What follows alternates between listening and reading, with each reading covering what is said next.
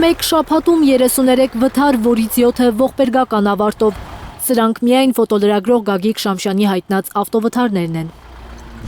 Ողբերգական դեպքերից մեկը եղել է Երևան-Գյումրի ճանապարհին։ Հուլիսի 1-ին Volkswagen-ն ու Chevrolet-ը բախվել են, որից հետո վարորդներն ու ուղևորները դուրս են եկել մեքենաներից իրավիճակը պարզելու եւ վնասը գնահատելու։ Հենց այդ ընթացքում նրանց վրաերթի է ենթարկել Saturn Magnishi ավտոմեքենան։ 22-ամյա Ռոմելա Սարգսյանը տեղում մահացել է, եւս մեկ մարդ ծանր վնասվածքներով տեղափոխվել է Արմենիա բժշկական կենտրոն։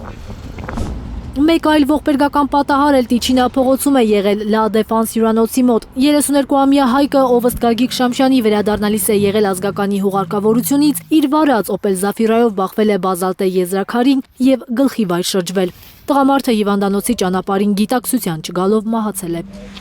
Մարգարա Էջմիածին ավտոճանապարհին նույնպես մահացու վթար է եղել հունիսի 30-ին։ Volkswagen եւ Mitsubishi մեքենաների բախման հետևանքով մեկ մարդ տեղում մահացել է։ Վթարներից տուժում են նաև երեխաները, միայն 2 վթարից 5 անչափահաս է հիվանդանոց ընկել։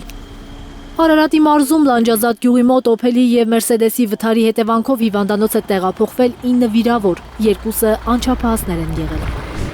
9 մարդ է տուժել նաև Գեղարքունիքում Գեղամավան գյուղի մոտ Աուդիի եւ Լադայի վթարից, 3-ը անչափահասներ են եղել։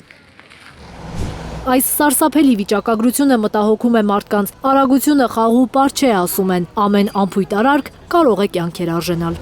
Մի բան պիտի մտածեն, որ առաջի հերթին իրանք են վնասվելու։ Ես զարմանում եմ այդքանից հետո, այսքան լսելուց հետո ոնց են իրանք այդ ձևը արագ քշում։ Այնքան հետաքրքիր է, ես զարմանում եմ, այդ արագության մեջ ինչ կա, որ տենց ոգևորված գնում են։ Չես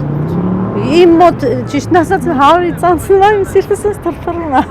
Պետք է սովորել քշել։ Տարական անվտանգության կանոնները չեն հետևում մարդիկ վարորդները իրենց հերթին, ուղևորները իրենց հերթին։ Նշված բոլոր դեպքերով նախաձեռնվել է քրեական վարույթ։ Զարուհի Սահակյան, Միլենա Պողոսյան եւ Էլեն Յահինյան, Հայլուր։